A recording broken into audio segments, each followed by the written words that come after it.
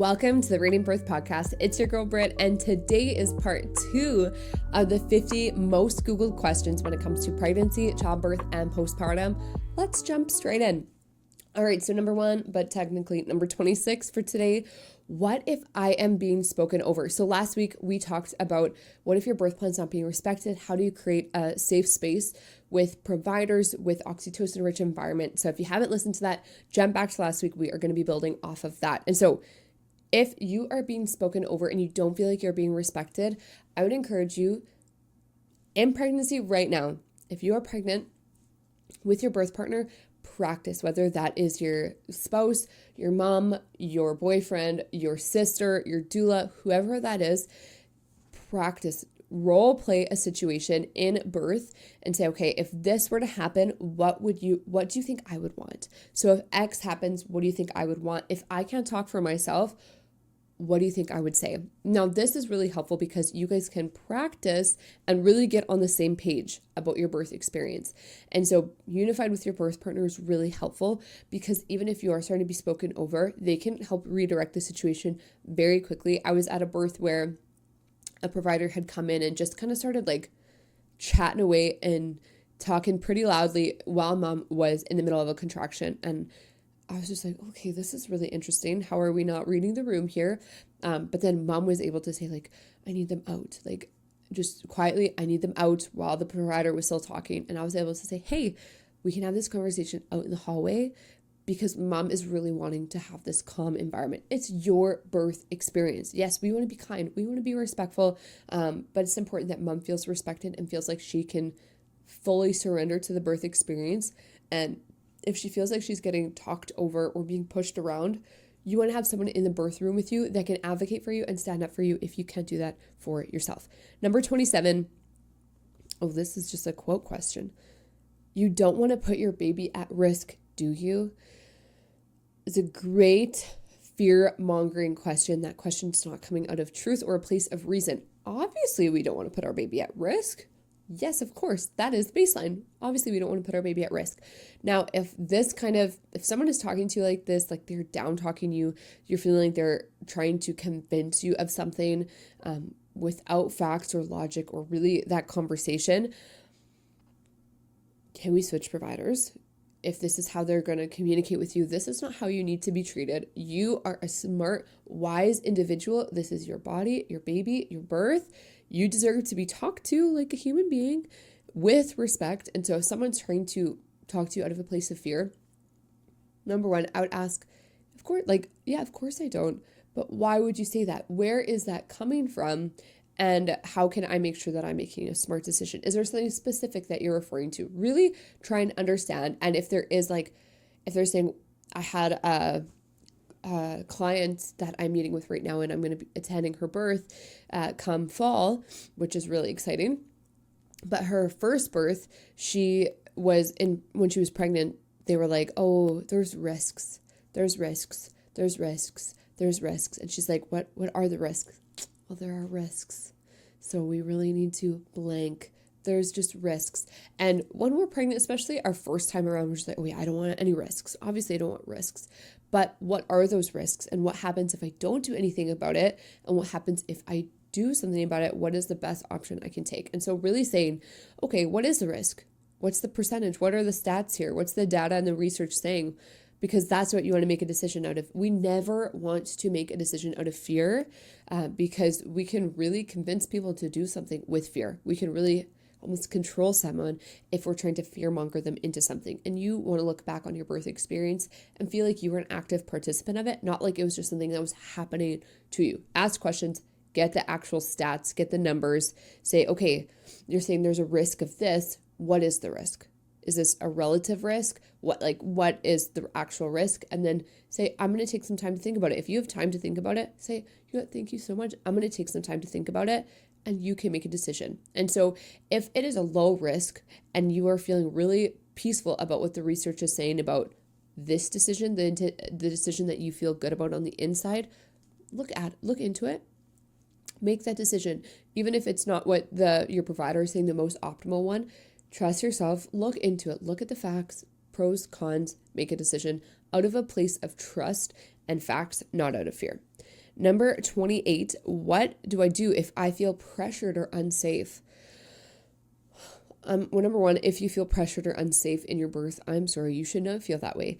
Birth is a beautiful, natural event, and you should feel supported. You should feel encouraged. You should feel uplifted. And so if you're starting to feel unsafe or you're starting to feel pressured, look around. How can we change that? Who's in the room with you? This is why who you invite into your birth really matters. And so can you invite someone into your birth space that understands physiological birth, can support you in your decisions, someone that you trust, so that they can advocate for you, stand up for you, and make sure that you are being respected your whole birth experience. Number 29, great build off. Number 29, can my partner advocate for me? Yes, for sure, your partner can advocate for you. They should not speak over you or speak for you in a sense of something you don't want. So really be unified with your birth partner before birth. They know what you want. You guys are on the same page. You're both feeling supported. Often our birth partners need to feel that support too. So having a birth partner and then somebody in the space can feel really nice. So if you have your husband with you and then you have a doula, I think sometimes people, I also thought this, why would I have a doula if I have my husband who's so awesome? Yes. Well, if I could go back to my first two births and have a doula there, I would do that. A doula or someone like that is going to help protect physiological birth and help you understand the choices that you have, really help you move through labor well so that you can thrive in labor and make informed decisions, and they can support your birth partner so that your birth partner can support you. That's what I love to do, is helping to make mom and dad feel protected, feel safe. I can, keep track of all the logistic things going on, and then they can really just tune into each other and really support one another. It's such a beautiful moment. You made the baby together, you get to birth the baby together. And so, yes, your partner can advocate for you for sure. Make sure they know what you would want them to advocate for. Number 30. Oh, this is beautiful. How can I request a moment of prayer or a pause? Just do it. It is your birth. This can go exactly how you want. How do you want your birth to go?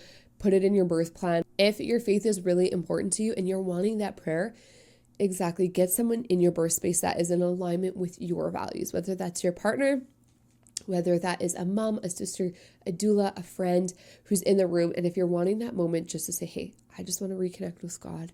I just want to feel some extra strength, feel some peace in my heart. Do it. This is your birth. You can really do whatever, relatively speaking, you want in the birth space, especially if you're at home. If you're at home, you can flow however you want. It's your house. You can do what you want, move from room to room. That's why I really love home births. But you can do that in the hospital if you want to just have a moment. Just say, hey, I just need a moment. I just need blank to just support me, encourage me, pray over me. Go for it. If you need a pause, if you just need people to not be talking in the room, you need to close that curtain around you just to tune in and relax. Go for it. Number 31, do I need a birth plan? Snaps queen. Yes, you should have a birth plan. You should have a birth plan. You should do it. You should get a birth plan.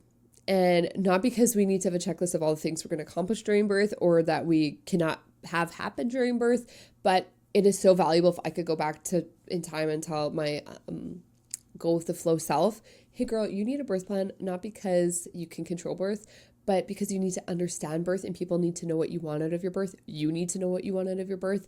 I would go back and do that because it's a lot more challenging to steamroll someone's birth plan if they have one versus if they don't have one and you just get steamrolled. Speaking from experience, but if you have a plan and you know what you want, why you want different things, because a big thing for me is what I've seen with clients and just women when you hear birth stories is your why can carry you through even when your how changes. And so your why really matters, and that is the heart of your birth plan. It's not to make sure that you do XYZ position or you do this or you're for sure pushing like this, but it's so your why is protected and you know what your why is. My why, for example, is for my daughter, I want to have a redemptive birth experience where I feel present, powerful, and in control in the moment. That is my why. I want to feel present, in the moment. I want it to be redemptive and empowering. I want to feel like I am in control and can make decisions and call the shots. So that's how I train for birth. I talk about training for birth like you're training for a marathon. I've never run a marathon, but I've watched other people train for a marathon. And so you want to put in the intentionality and the effort, make a plan, know why you're doing what you're doing, so that even if your how changes, you still know what your why is. And that is where birth trauma can come out of, is when we don't have a why, we don't know why we want certain things, or we do, and our why is not cared for. Even if, I've had women who have a C-section and felt fine and good after. There's no trauma. Just because you have a C-section doesn't mean it was a traumatic birth.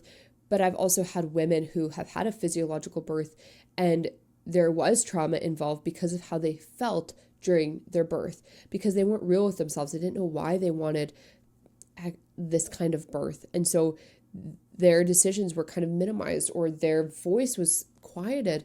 And that is where they came of a place of trauma, feeling like they weren't respected, what they said didn't matter. So really creating a birth plan, so you know what your why is, and you know what your big yeses and your big no's. And then you also understand what kind of interventions might be presented to you, whether you're at home, a birth center, or the hospital. If I would have known what all interventions the hospital had, I would have made a plan for what I want and what I didn't want. And then I could have reverse engineered from there and said, okay, how do I not get there? How do I make sure I go a different direction? That would have been really valuable. So sit down with your birth partner, yourself, make a birth plan, understand why you want certain things, why you don't want certain things. I've got a free birth prep kit, and you can there go through what kind of birth plan you want, why you want things, why you don't want things. It is a great place to start. So yes, I encourage you, make a birth plan. Number 32, what should be on my birth plan? Amazing. I love to look at a birth plan like stages of labor. And so early labor or even before labor, what I want to make sure happens before my baby comes, because if baby starts coming and labor starts before you're ready, what are the things you want to make sure are ready to go? Like your birth bags. What do you want in your birth bags? Your birth bag, your partner, your baby, what do you want? And then in early labor, what do you want that to look like? Let's talk about oxytocin, the 5 senses. How do we increase oxytocin? That's going to help labor progress. In early labor, rest is key. Rest and nourishing the body are so important. So what do you put in there to help your body be nourished and rested? And then as you get into active labor, what's important for you here? And you can make a birth plan for you and your team. And then you can make one that's going to go to the hospital or for your midwife or your provider. So if we look at the one that's going to go for your team, this is more detailed. It's almost like a story of what you want. And so I want to move like this. I want to try the shower. I want to try this. I want my playlist. This is my playlist. I want my diffuser going with this essential oil. I want this with this. Really break it down what you want it to look like. What are the controllables? Now, how can we make sure those things happen for you?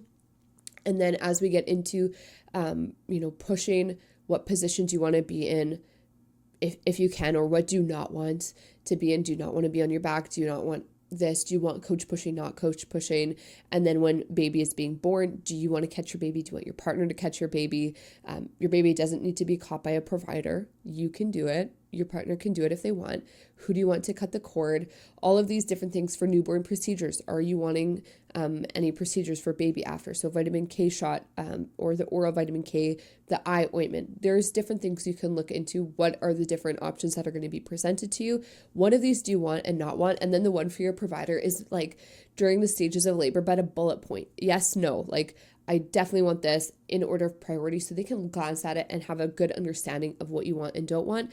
And then your other birth plan is still the same, but this one's more emotional. This is more like storytelling. This is what I want. This is how I want to experience it. So your birth team can support you that way. And then your provider knows, and they don't have to like read through like, oh, you want to listen to, Shania Twain during your birth. They don't care about that.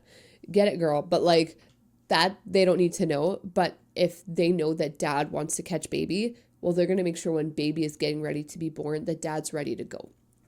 Things like that. Grab my birth prep kit. You can see different things that can be on your birth plan. Number 33, will my birth plan be respected? Also a fabulous question, and I'm going to answer it with a story. So it should be respected, first of all. I had a client who was on the fence about getting a doula because she's like, I feel confident. I know that I can do it. I'm confident in my partner. And I had met with them to just do like childbirth education. And they felt good, and that's awesome. And then she met with her provider, and her provider was like, hey, just so you know, we're getting close to baby, really exciting. I might not be on call when your baby comes. And then she was like, oh, if you're not here and we've been meeting my whole pregnancy, is my birth plan going to be respected? Is someone going to look at my birth plan? And her doctor was honest with her, which I appreciate. And she said, you know what? Maybe not. They might just do what they always do. They might just go with policy. They might just do what is routine because that's what they're so used to. They might look at your birth plan and respect it, or they might not even bother to look at your plan at all. And so that was the deciding factor for her, was like, okay, I want someone in the room, no matter who my provider is, that is going to make sure my birth wishes are respected. And so it should be, it isn't always respected. And so make sure you have someone, whether that's just your partner, your mom, whoever's in the birth space with you, that can help advocate for you and know what your desires are and why they are your desires. Number 34, do I have to follow hospital policies? No, moving on. Just kidding. You don't have to. It's your birth. You can do whatever you want. Sometimes they might get you to sign something saying that you're willing to not, you're okay acknowledging that you're going against hospital policies. You don't have to. You really can. Just because it's policy doesn't mean it's the law. It's good to get childbirth education, and it's good to understand how the hospital works for birth. You don't need to do something like cervical checks. I had a client who they said, we're not going to let you push until we check you, but her body was already bearing down and pushing. She was already probably easily 10 centimeters and had been in transition for an hour, but we waited at home as long as possible. So they're like, we need to check you. She didn't want any checks. So she just said, no, I don't want any checks. I could advocate for her and say, you know what, she just wants labor to progress as naturally as possible. So let's just leave it. And they respected that. And her baby came all on its own. And she felt like she was supported. She felt amazing leaving her birth because she knew that her desires were going to be respected. Number 35, is birth painful, or can it be pain-free? So this is a loaded question, and I really like this question. And I think a lot of times we think about birth, we think about pain. When we think about pain can feel like an attack on the body. When I had my first two births, I would say those are so painful and not nice. And I look back and be like, yeah, I definitely, number one, was not in a good headspace. I wasn't ready for the intensity of birth. I didn't understand why certain things would feel more intense versus other things. So really understanding, I had to change my whole mindset on birth for preparing for my third, because I'm like, I can't do those two births again because those were not fun. And so when I was preparing for my daughter Raylan's birth, I was like, I need to reframe pain, because right now pain is awful to me. Pain means bad. And so, but labor isn't bad. But if I have that in my brain, words come with the meaning that we give it. So if I say, labor or birth, and it comes with pain of like an attack on the body, well, it's going to feel a lot more overwhelming. I'm going to have a lot more tension, which is going to make contractions feel more painful. I'm going to have a lot more fear, which is going to give me more tension. I'm going to go in the fear, tension, pain cycle, and labor is not going to feel good.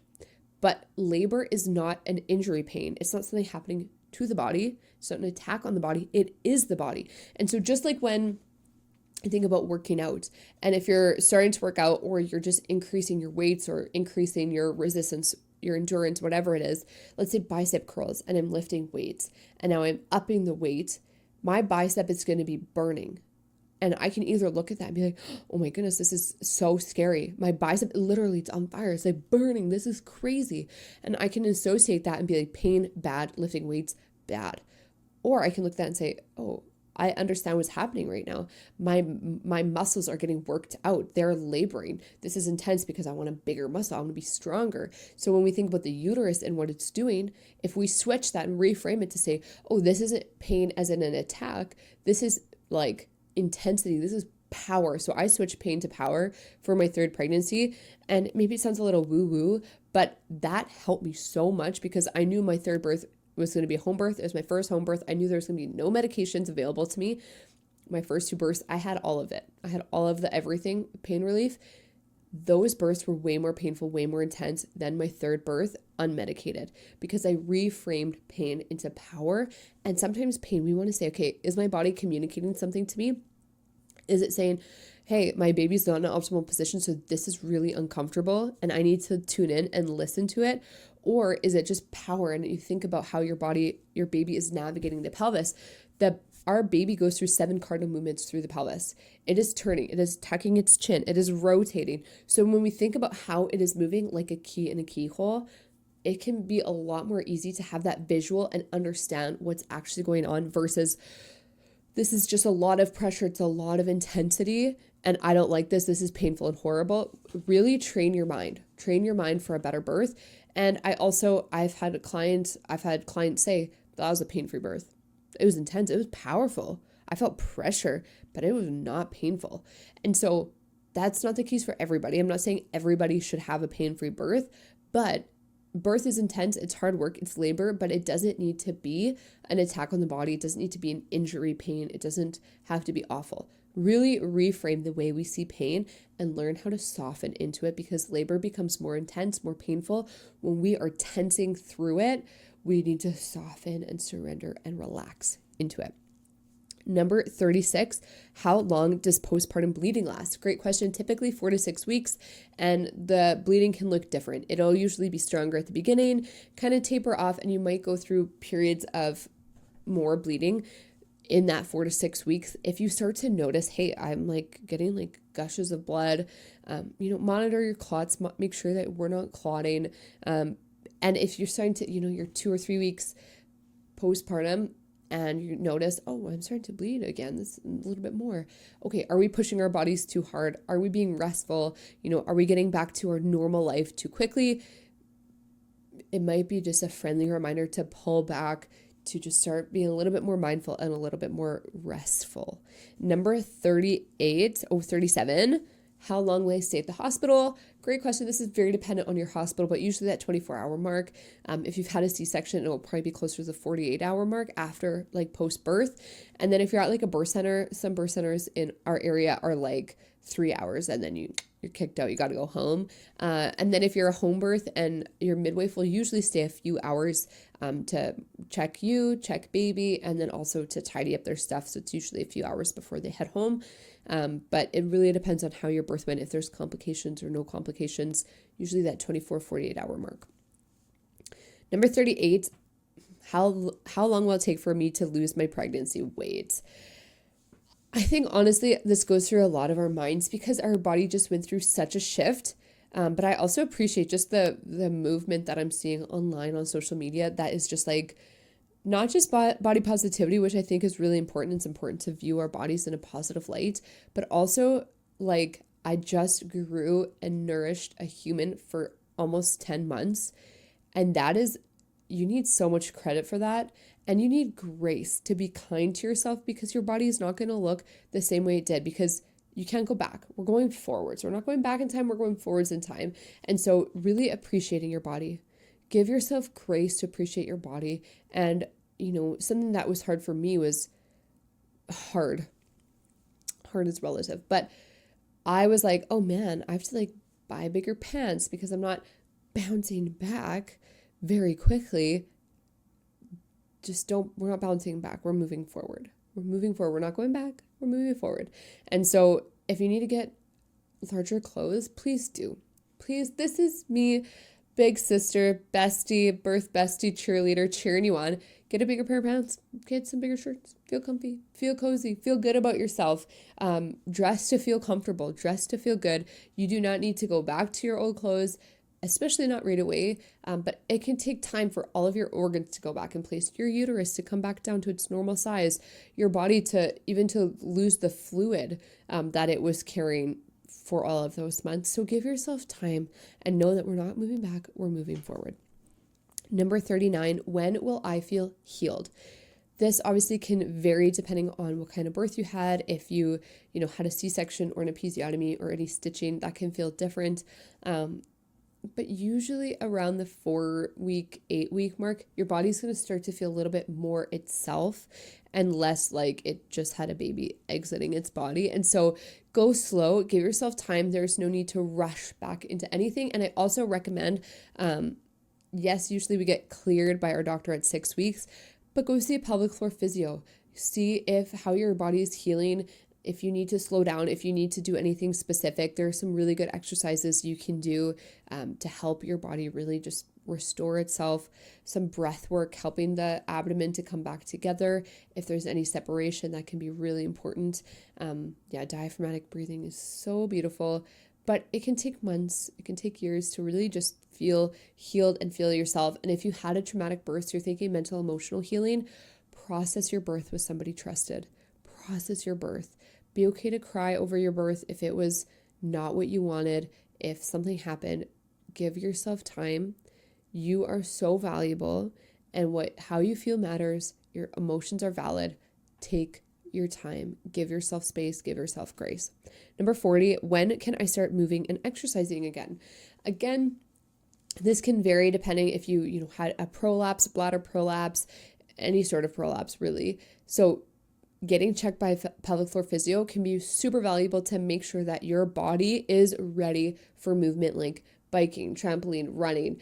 Don't rush into any of that, because if we just rush into it, we can cause more harm to our body than if we were to wait an extra 4 weeks, 6 weeks to make sure we are fully healed to really properly jump back into these things. So I encourage pelvic floor physio, chiro, someone who's trained in postpartum chiro, and really make sure that your body, check it all off. Make sure your body's feeling good, your mind's in a good place before you start exercising. And exercising should be out of a place of love and not out of a place of I need to get back to my body, I need to be whatever.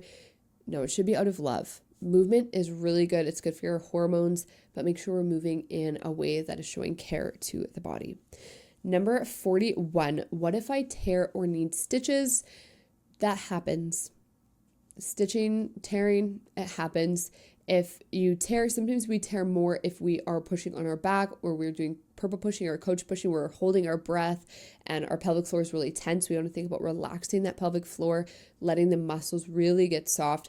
Putting a warm compress, a nice warm cloth on the perineum can help to reduce tearing. Movement using gravity on our side can lower your chances of tearing and pushing when the fetal ejection reflex comes. But if you tear, there's different things that you can use. Really care for the area. I really loved using arnica oil to, after I would use the washroom, use your nice warm peri bottle, and using witch hazel arnica oil. There's different padsicles, but really not icing for a long period of time. If you need to ice to reduce some of the inflammation, go for it, but then try using warmth or heat to increase blood flow. That's going to help your healing as well. And be gentle. Just be gentle. Don't push yourself. Don't walk around too much if it doesn't feel comfortable. If sitting straight down doesn't feel great, a donut pillow. That was great for my postpartum booty after my episiotomy. Extra grace for that. Nice warm sitz bath, just a little bit of water in the bathtub, not on the toilet. That's going to relax the pelvic floor. If we can get in the bath, really just, those are great. I had 2 or 3 of those a day for a while. They were so nice and beautiful. All right, number 42, can I have immediate skin to skin with my baby when they're born? If all things go well, 100% skin to skin is so valuable. We talked about it last week, but there is such an incredible hormonal shift happening, and that is bonding is really beginning to start beautifully. So if you can get that skin to skin, if there is any, if baby needs any, care once they're born, can we do that on mom? Can we keep baby with mom? If not, can mom go with baby? Because that can be really valuable to have that time. But yes, if everything goes well, you should be able to have that immediate skin to skin, and it should look however you want it to look. So practice that with your partner so they know what you want. Number 43, when do they give vitamin K and eye ointment? Depends on your hospital, but sometimes they do it as soon as your baby is born, they are doing these things. I recommend any interventions, if we can, to happen after that first hour of bonding, that golden hour, even after the first latch. Let mom and baby have their time to bond together. This is going to give you a better environment. If you're wanting to breastfeed, this will help set you up better for breastfeeding, for latch. All of this stuff is, if we can just give mom time, oxytocin can flow, can be so helpful. Number 44, what if there is a complication with baby after birth? If there's any complications with baby after birth, Ask questions, what's going on, so you can understand what's going on. Like I said, if baby can stay with you, that is ideal. If they can't, can dad go with baby or whoever's in the birth room with you if they need to take baby away. Obviously, we would love to keep mom and baby together if that's possible, but if baby needs to be taken out, can dad or your birth partner go with them, just to have somebody with them. And that also just helps with peace of mind for mom if she's not able to. Number 45, what if my baby needs NICU? This happens. If there is a complication or even a pre-existing condition and baby is needing NICU, can we still facilitate some sort of bonding, skin to skin, whether you can just touch your baby, be close to your baby, talking to your baby? You can still find ways to bond despite being through the NICU. And I'd encourage you connect with other moms who've had NICU babies. There is such a beautiful community of nurses, of providers, of parents in the NICU space who have gone through that. Connect with them, gain wisdom and insight and support. Support is really important. You don't need to navigate that on your own. Number 46, can I choose who's in the birth room with me? Yes, you can. You can choose who's on your team, who's coming in with you outside of the hospital, and then you can also ask for other providers or caregivers if someone in the birth room is really just not helping you feel safe, comfortable. You can ask for a different provider. You can ask for a different nurse. Most definitely, it is your birth. You call the shots. Number 47, should I take a childbirth class? Childbirth education really helps to prepare us and to help us prevent unnecessary interventions and birth trauma. Right now, we're having upwards of 50% of women experiencing birth trauma. And so, a large percentage of this birth trauma can be prevented through childbirth education and through who is on your support team. But childbirth education, understanding physiological birth is huge. So yes, I would encourage it. I have an incredible course, the Radiant Birth course, that's going to lead you through mindset, understanding your why, options and interventions, pain management, fear, postpartum, breastfeeding, nutrition. There is a lot of incredible information there. You don't need to get it from me, but I encourage you to get it, not just a hospital course, but really a physiological childbirth course, so you can understand what's happening in your body, what choices you want to make, and why you want to make them. Number 48, do I need to change what I'm eating or how much coffee I'm drinking? So with caffeine, the recommended amount is 200 milligrams per day when you are pregnant. So that can be 1 to 2 cups of strong coffee. If you are going to out for coffee, you can ask how much caffeine, because sometimes there is quite a bit of caffeine that we don't even know how much caffeine is in our coffee or the drinks that we're drinking. So that 200 milligram mark is recommended. And then as far as food, there are different foods that you can avoid during your pregnancy. You can Google them, look them up, and just see, do I want to avoid this? Why is this something that I want to avoid? And make your decision. Make an informed decision based on truth, not out of fear. 49, what should I do to prepare for my baby? So good. Like we said, childbirth education, I think, is more important than having an awesome nursery. I think having an awesome nursery is great. If you can do it, amazing. But that's sometimes where we put a lot of effort and thought into, the stroller, the car seat, the clothes that baby's going to wear, what pacifiers am I going to have? What toys am I going to have? All of these fun things. And then we walk into birth totally ill-equipped to handle birth. Hi, I'm Britt, and I did that twice.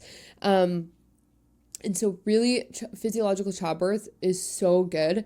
Understand birth. Your partner should understand birth. Do a course together if you can. Get your car seat in the vehicle. Get your bags ready to go.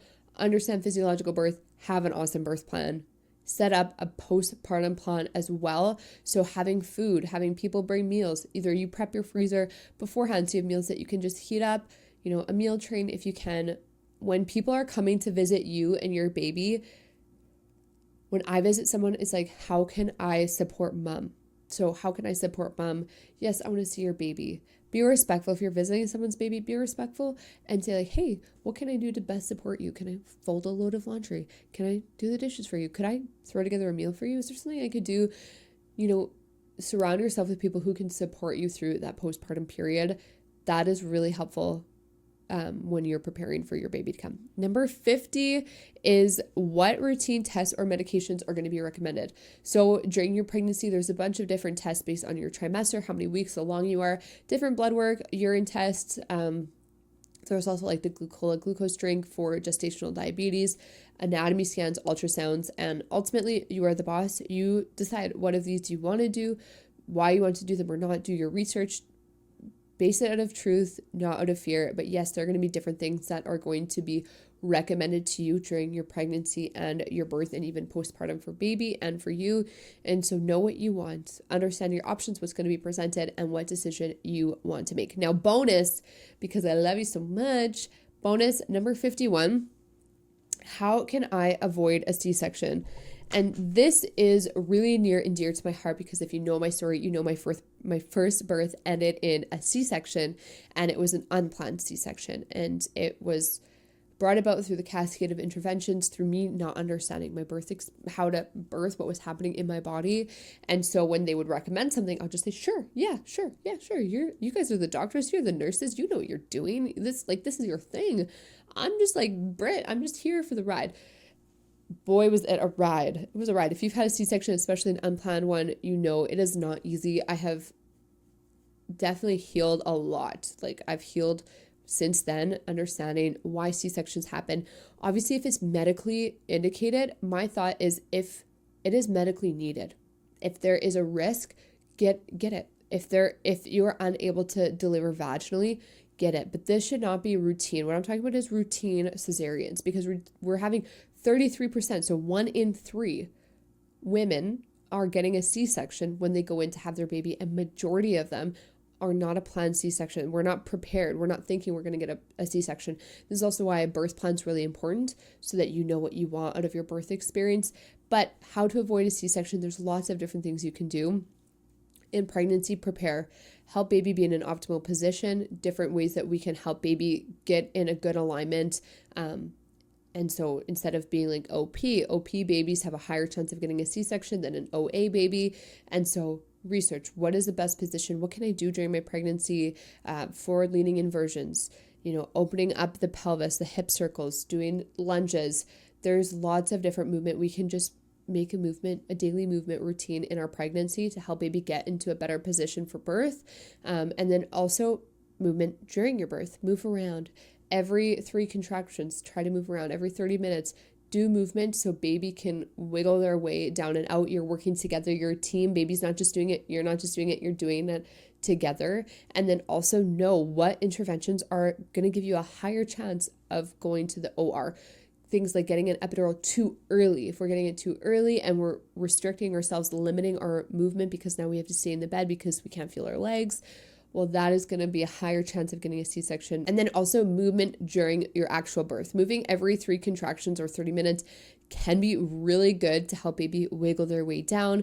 And research the cascade of interventions, because if we get something like an epidural too early, well, this can restrict or limit our movement if we have to stay in the bed, and this can give us a higher chance of getting a C-section versus if we waited a little bit longer to get the epidural, or we didn't get the epidural, we're using natural pain coping techniques instead. But it's really valuable to know what the cascade of interventions is, know why it happens, and then put things in your birth plan and prepare so that you don't need to walk down the cascade of interventions. All right, that wraps up for today. It was so good chatting with you today and hanging out. You've got this. I'm cheering you on. If you've got any other questions, don't hesitate to reach out. Love to connect with you guys. Be blessed.